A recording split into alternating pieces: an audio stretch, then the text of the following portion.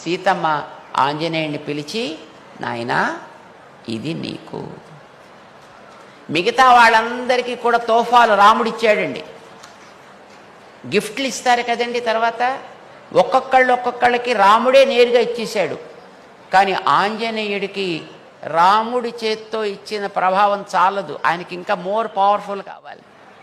అందుకోసం ఆయన ఏం చేసింది, సీతమ్మ మొట్టమొదటి రాముడి మెడలో వేసి పవిత్రం చేసి, దాన్ని సీతమ్మ మెడలో వేసి దానికి పరిమళాన్ని అందించి, అప్పుడు తన చేతులతో ఆంజనేయ స్వామికి వేసింది. లేకపోతే మిగతా వాళ్ళందరికీ గిఫ్ట్లు ఇస్తుంటే, అసలు గిఫ్ట్లు అనేది ఇస్తే మొట్టమొదటి ఆంజనేయుడికి ఇవ్వాలండి.